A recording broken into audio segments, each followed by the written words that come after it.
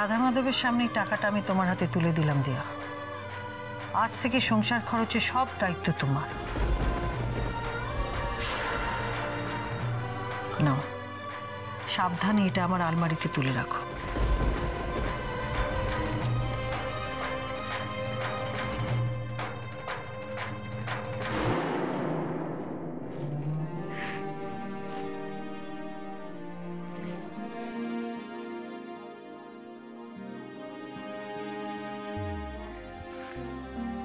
সংসার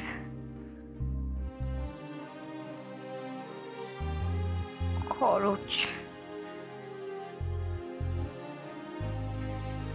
প্রথমে দুধ। দুধ দুধ কত? 900। না না না না, দুধ 600 টাকা। দুধ 500 টাকা। হ্যাঁ, দুধ 650 টাকা। হ্যাঁ, খবরের কাগজ 500, না 500 না, কত যেন 600। হ্যাঁ হ্যাঁ, 600। হ্যাঁ, আর মুদির দোকান হলো 18,000। 18,000।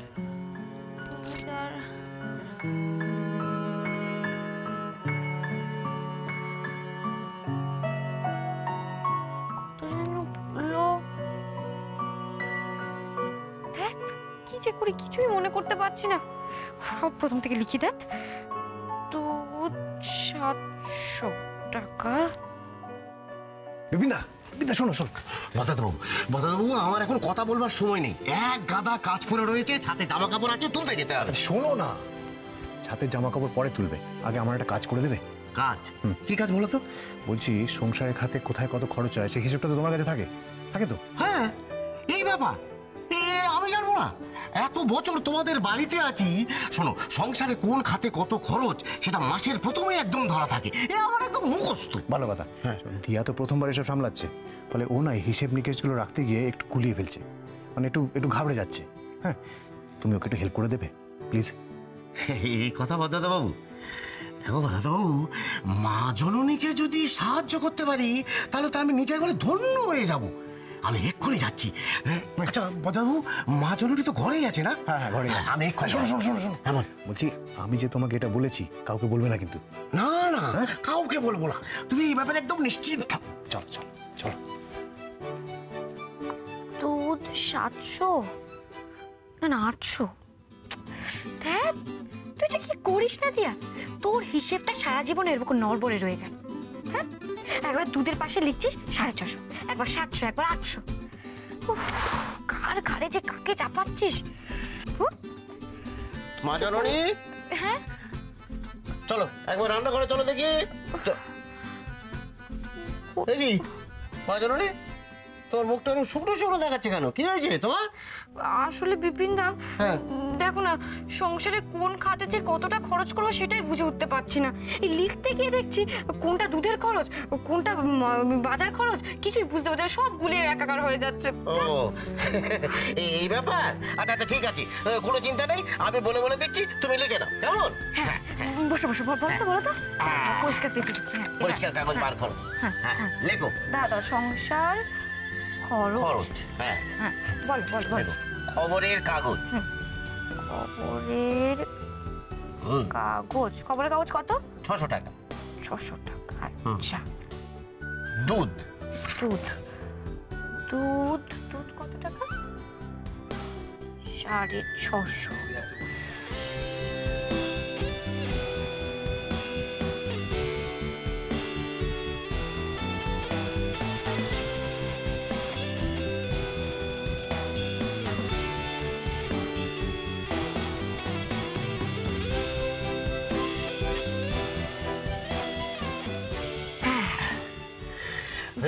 বাবা, এতক্ষণে সমস্যার সমাধান হলো।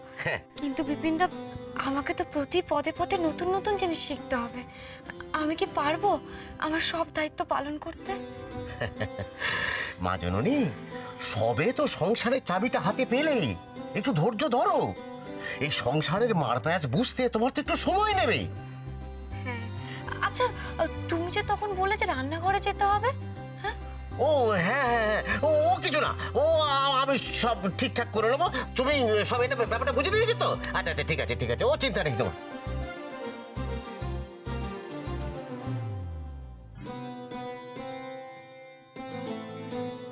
মা ঠিকই বলতো, সংসার সামলানো তো সহজ ব্যাপার নয় দিয়া। আগে সংসার কর, তারপর বুঝবি।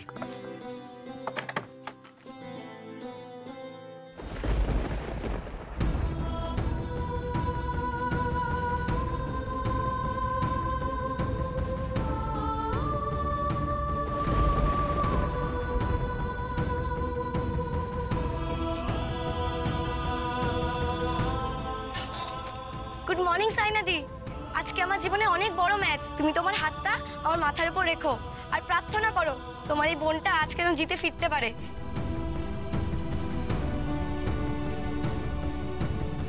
এই বইটা তুমি পড়বে দিয়া। এই বইটা পড়লে তোমার জীবনের অনেক সমস্যার সমাধান তুমি পাবে। কিন্তু স্যার, এটা তো সাইনা নেওয়ালের আত্মজীবনী, আর আমি তো এখন আর ব্যাডমিন্টন খেলি না। আর সাইনাদির মতো এত বড় একজন ব্যাডমিন্টন প্লেয়ারের সঙ্গে তো আমার সমস্যার কোনো মিলই নেই। আমি তো এখন সংসার সামলাচ্ছি। সাইনাদি এখন আমার কি বা সাহায্য করতে পারে? বইটা পড়লেই তুমি বুঝতে পারবে দিয়া, মানুষ কত কঠিন পরিস্থিতি, কত সমস্যার মধ্যে দিয়ে গিয়ে তার লক্ষ্যে পৌঁছতে পারে, ঠিক যেমন সাইনা নেহওয়াল পৌঁছেছে। সমস্যা সব জায়গাতেই থাকে দিয়া, কিন্তু লড়াই করে জিততে হয়। তুমি এই বইটা পড়ো, তোমার সমস্যা আর স্বপ্নের মাঝখান থেকে কোনো রাস্তা তুমি নিশ্চয়ই খুঁজে পাবে। আচ্ছা, আমি তোমায় পড়ে শোনাচ্ছি। এসো বসো, এসো বসো এখানে, বসো। শোনো, champions define themselves in their dreams and then work incredibly hard every single day to be successful. It has been no different for Saina Nehwal. এর মানে হলো চ্যাম্পিয়নের কাছে তাদের স্বপ্নটাই তাদের জীবন, আর তাই সেই স্বপ্ন পূরণের জন্য তারা প্রতিনিয়ত কঠোর অমানসিক পরিশ্রম করে তার লক্ষ্যে পৌঁছয়, তার স্বপ্ন পূরণ করে। আর সাইনা নেহওয়ালের ক্ষেত্রেও তার কোনো ব্যতিক্রম ঘটেনি। স্যার, স্যার আমি আসছি, আমার অনেক কাজ পড়ে আছে। হ্যাঁ রিয়া, এটাও কিন্তু কাজ। ঠিক আছে, তুমি যেতে চাইছো যাও, কিন্তু মাঝে মধ্যে বইটা পড়ে দেখবে। কিন্তু আমিও তোমায় পড়ে শোনাবো, ঠিক আছে? হ্যাঁ, আমি আসছি।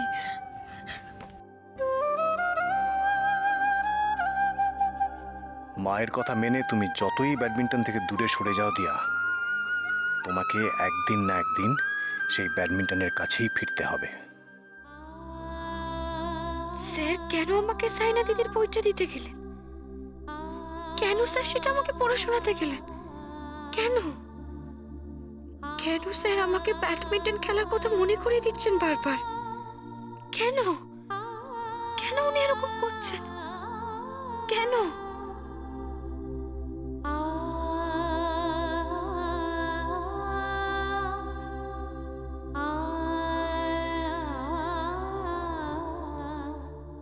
ভীমরতি ভীমরতি মম, এই বুড়ো বয়সে আমার শাশুড়ি মার মাথায় ভীমরতি হয়েছে। নইলে তুমি ভাবো, আমি থাকতে ওই হার আমাদের মেয়েটাকে কিনা সংসারের চাবি দিয়ে দিল। এমনকি শুধুমাত্র সংসারের চাবি নয়, সংসার খরচের সমস্ত দায়িত্ব ওই মেয়েটাকে দিয়ে দিয়েছে। উফ মম, এখন থেকে আমাকে নিখিলের রোজগারের সমস্ত টাকা ওই মেয়েটার হাতে কি তুলে দিতে হবে। It's so much insulting. Mom, আমি তোমার সাথে পরে কথা বলছি, ঠিক আছে? এখন রাখছি। এ কি বাবা, বাইরে কেন? ভেতরে এসো। আসতে বলছো? আসলে কি জানো নিয়ার, এখন না নিজেকেই নিজের বাড়িতে কেমন অতিথি অতিথি বলে মনে হয়। তাই সত্যি মা যে কি শুরু করেছে। বাট বাবা প্লিজ, তুমি অ্যাটলিস্ট এরকম ধরনের কথা বলো না। তুমি তো এই ব্যানার্জি পরিবারের পিলার। হ্যাঁ ঠিকই বলেছো, পিলার। পিলার মানে জড় বস্তু, তাই না? তা নাহলে একটা বিষয় ভেবে দেখো নিহার, ওই দিয়া আমারই ঘরের, আমারই আলমারি খুলে, যে আলমারিতে আমি বা মাধবী ছাড়া এত বছর কেউ হাত দেবার সাহসই পাইনি, সেই আলমারি খুলে টাকা পয়সা লেনদেন করছে। আমি বারণ করেছিলাম মাকে ওই হারাবাতে মেয়েটাকে টাকা পয়সার দায়িত্ব দিও না, কিন্তু মা শুনলো বলো আমার কথা? এখন যদি অতগুলো টাকা পয়সা হারিয়ে যায়, হ্যাঁ কে দায়িত্ব নেবে? কি তাই না নিহার? হ্যাঁ এক্স্যাক্টলি, কিন্তু বাবা মায়ের মাথায় এই কথাটা কে ঢোকাবে বলো তো? বড্ড বেশি দায়িত্ব নিয়ে ফেলেছে ওই দিয়া। অতগুলো টাকা পয়সা কি সামলানো একেবারে সহজ কথা? দেখো নিহার, এই টাকা পয়সা ব্যাপারটা না খুব স্পর্শকাতর, খুব। হ্যাঁ, নিমেষে এই টাকা পয়সা মানুষের মানুষের সম্পর্কটা একেবারে খারাপ করে দিতে পারে, তাই না? যাকে যাক, এইসব কথা ভেবে এখন আর কি লাভ? তার চেয়ে বরং এই চাবিটা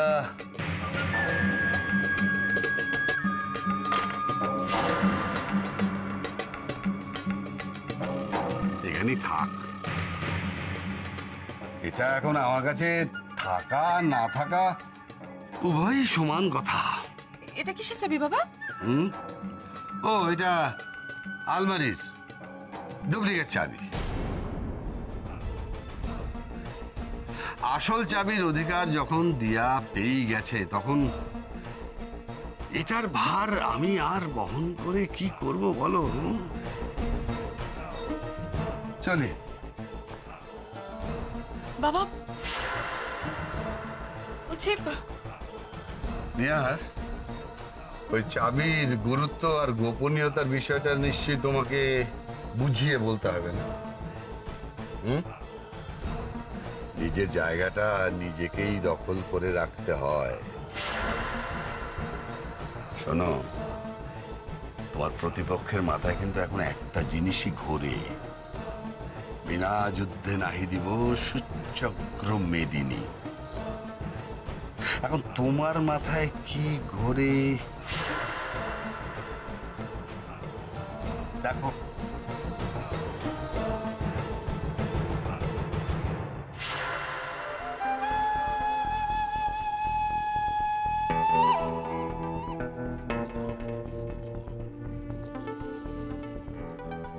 retired IAS officer mister Kamlesh Banerjee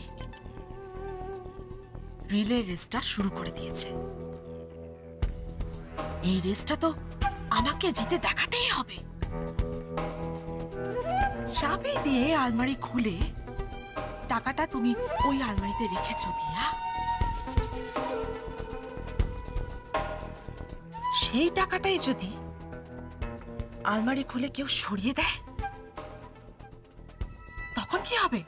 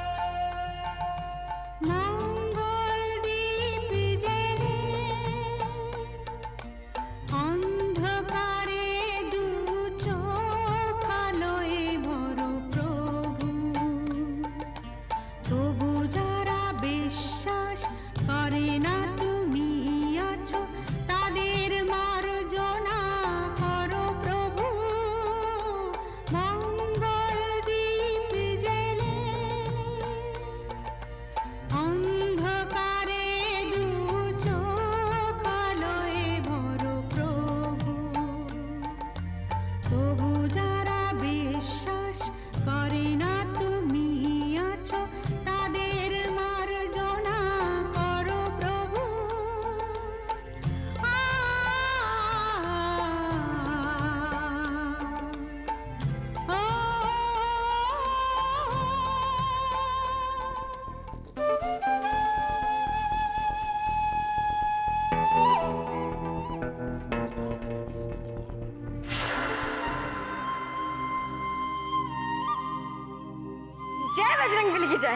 what is this? কেন স্যার, এটা বজরংবলী শো। আমি তো বজরংবলীজির ভক্ত, ছোটবেলা থেকে ওনার পুজো করি। আমি ঠাকুর দেবতা বিশ্বাস করি না, সরাও এটা এখান থেকে। স্যার আমি তো করি, তাই তো উনি সবসময় আমার হেল্প করেন। যে তুমি আলো দিতে প্রতিদিন সূর্য ওঠা, ওদের বুঝিয়ে দাও সেই তুমি পাথরেও ফুল যে ফোটা, জীবন মরুতে করুণা ধারায় ঝরো প্রভু, মঙ্গল দীপ জেলে অন্ধকারে দু চোখ আলোয় ভরো প্রভু, তবু যারা বিশ্বাস করে না তুমি আছো তাদের মার্জনা করো প্রভু।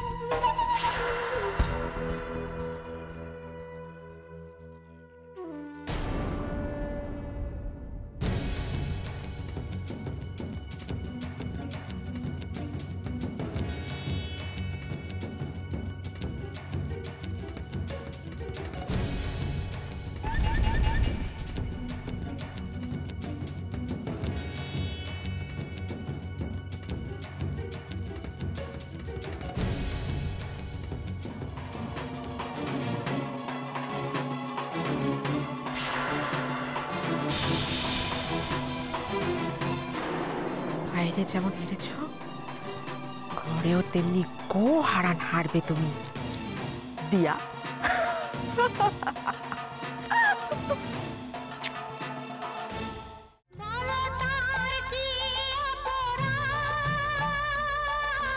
জন্ম হয়েছে যার পাপে, তোমার ক্ষমা দিয়ে তুমি ফোটাও পদ্ম করে তাকে, ভুল পথে গেলে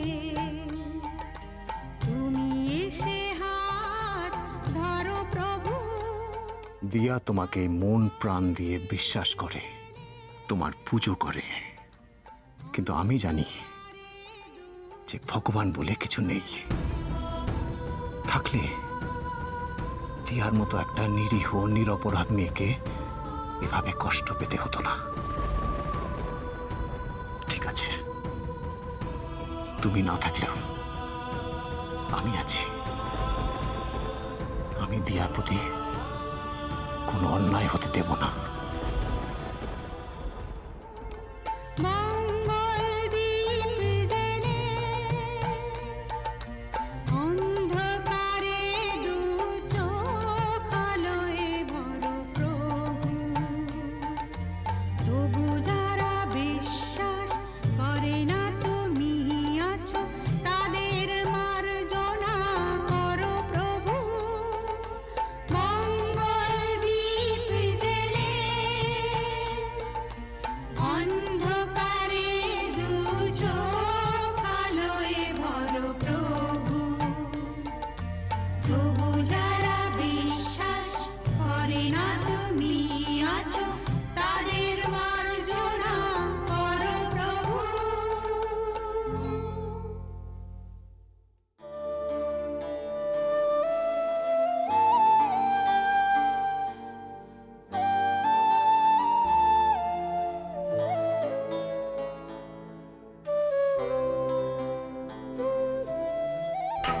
তুমি যতই মঙ্গল দ্বীপ জেলে অন্ধকারে দুচোখ আলোয় ভরো প্রভু গান গাও না কেন দিয়া, আজ যে তোমার জীবনে ঠিক কত বড় অমঙ্গল ঘটে গেছে, আর এর জন্য তোমার জীবনে কত বড় অন্ধকার নেমে আসবে সেটা তুমি এখানে বসে কল্পনাও করতে পারবে না।